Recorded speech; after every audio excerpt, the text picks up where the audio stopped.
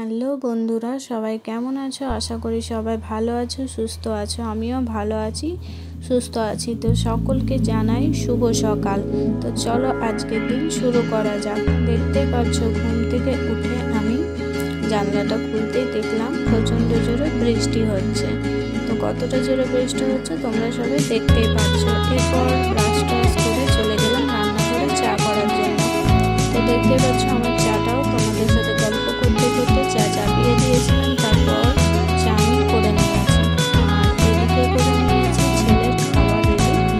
তো এটা আমি ছেলেকে খাবার দিয়ে দেবো। ছেলেকে খাবারটা দিয়ে দেওয়া যাক। তারপর ছেলেকে খাবার দেওয়ার পর আমি স্নান টান করে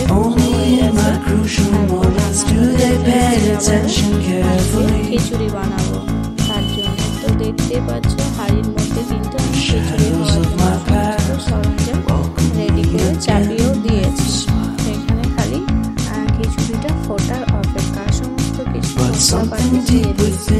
তো তারপর আমি ছেলেকে করার জন্য একটা কেক দিয়ে দিলাম খাবার জন্য ওকে।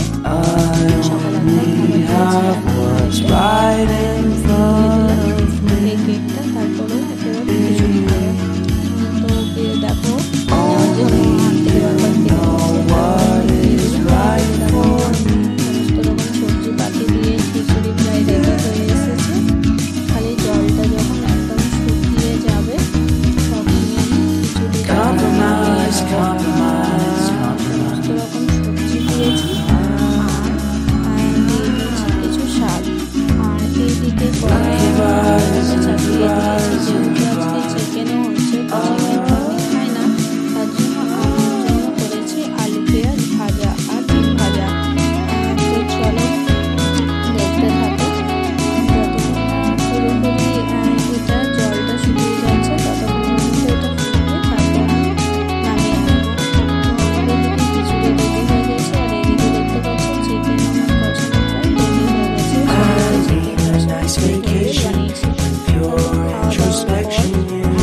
বিকেল দিকে বৃষ্টি শুরু হয়ে গেছে, দেখতেই পাচ্ছ আকাশটা। আবারও বৃষ্টি শুরু হয়েছে, আর সারা দিনটাই বলতে পারো বৃষ্টি হয়েছে। বাড়িতেও কারেন্ট নেই। তো যাই হোক, সন্ধ্যাও হয়ে এসেছে, এবার সন্ধ্যাটাও দিতে হবে। তো কারেন্ট না থাকলেও কিছু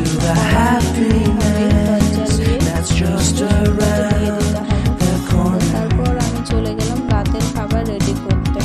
এখন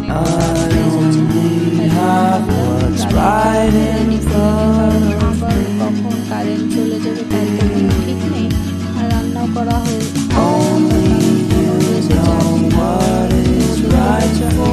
আর আলুটাকে সেদ্ধ করে নিয়েছি। এর মধ্যে আমি দিয়ে দিয়েছি হচ্ছে হলুদ, সামান্য পরিমাণ লঙ্কার গুঁড়ো আর সামান্য আলু আর ডিমের আমি এগুলো মাখিয়ে নিচ্ছি ভালোভাবে। তারপর মাখিয়ে নেওয়ার পর রেখে দেবো ঢাকা দিয়ে। এটা করার একটাই কারণ, কারণ কড়াইয়ে যখন আমি ডিম আর আলুগুলো ভাজি তখন অনেক ডিমগুলো কড়াইয়ে লেগে যায়, তার ফলে ডিমটা পুরো ছেড়ে যায়। তো তার জন্য এটা করা হয়েছে। এদিকে দেখো আমি কড়াইয়ে তেল চাপিয়ে দিয়েছি, তেল প্রায় গরম হয়ে এসেছে। এরপর আমি এক এক করে ডিমগুলো সমস্ত ছেড়ে নেব। প্রথমে ডিমগুলো ভেজে নেব, তারপর আমি আলুগুলো ভেজে নেব। তো দেখতে পাচ্ছ সমস্ত ডিমগুলো আমি ভেজে নিচ্ছি, আর এদিকে দেখো আলুগুলোকেও আমি ভেজে নিচ্ছি একেবারে। তো আলুগুলো আমি কড়াইয়ের মধ্যে ছেড়ে দিয়েছি। এরপর একটু লাল লাল করে আলুগুলোকেও আমি ভেজে নামিয়ে দেব। তো চলো দেখতে থাকো। ভিডিওটা ভালো লাগলে অবশ্যই লাইক কমেন্ট করতে কেউ ভুলবে না, আর যারা নতুন আছে অবশ্যই চ্যানেলটিকে সাবস্ক্রাইব করে রেখে দিও। এদিকে দেখতে পাচ্ছ আমার ডিম আলু পুরো ভাজা রেডি হয়ে গেছে। এবার ডিম আলু যে কষা কষা করে তরকারিটা বানাবো, তো সেটাই তোমাদের মাঝে তুলে ধরছি। তো চলো দেখতে থাকো কিভাবে বানাই। এখানে তেল গরম করে আমি তেজপাতা, শুকনো লঙ্কা আর গোটা জিরে দিয়ে দিয়েছি গরম হওয়ার জন্য।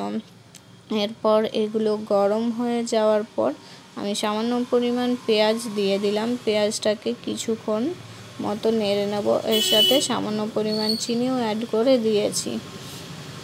যাদের ডিমের রেসিপি যারা জানতে চাও তারা অবশ্যই আমার ভিডিও ফলো করো, তোমরা দেখতেই পাবে। আগের অনেক ভিডিওতে আমি ডিম কষা এবং ডিমের ঝোলের রেসিপি দিয়ে রেখেছি, চাইলে তোমরা দেখে নিতে পারো।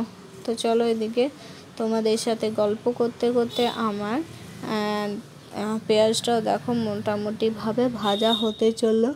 দেখতেই পাচ্ছ লাল লাল হয়ে গেছে পেঁয়াজটা ভাজা। এরপর আমি এর মধ্যে আদা, রসুন আর শুকনো লঙ্কা সামান্য পরিমাণে পেস্ট করে নিয়েছি, সেটাই আমি এর মধ্যে দিয়ে দিচ্ছি।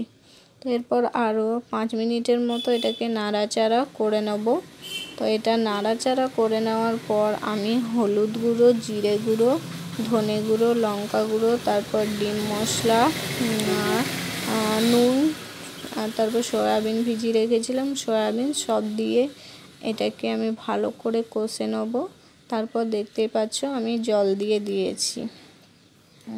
তো এরপর এখন এটা কিছুক্ষণ ফুটবে, ফোটানো হয়ে গেছে। তারপর দেখো আমি নিয়ে চলে এসেছি একদম কাশ্মীরি লঙ্কার গুঁড়ো দিয়েছি বলে কালারটাও দেখো কত সুন্দর এসেছে ডিমের, দেখতেও বেশ সুন্দর লাগছে।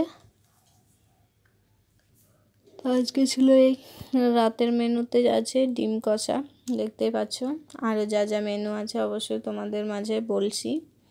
তো দেখতেই পাচ্ছ, আগে ডিমটা দেখে নাও তোমরা। আমার ডিম কষানো প্রায় রেডি হতে চললো, আর কিছুক্ষণের মধ্যেই আমি ডিম কষানোটা নামিয়ে নেব।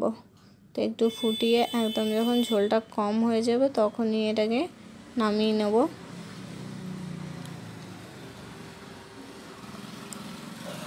মোটামুটিভাবে আমার ডিম কষাটা রেডি হয়ে গেছে, কালারটাও বেশ সুন্দরই এসেছে। এর মধ্যে সয়াবিনও দিয়ে দিয়েছি। তো এদিকে আমার ডিম কষানোটা রেডি হয়ে গেছে, আর আমি এদিকে রেডি করে নিয়েছি সামান্য পেঁয়াজ আর লঙ্কা কুচি দিয়ে ডিম ভাজা হবে, তার জন্য ডিম ভাজা রেডি করে নিয়েছি। দেখো ডিমের কষাটা আমি নামিয়ে নিয়েছি, আর এদিকে করে নিয়েছি হচ্ছে ফুলকপি আলুর তরকারি বাটির মধ্যে রেখেছি। তো আর ডিম ভাজা, এই ছিল আজকের মেনুটাটা। Bye bye.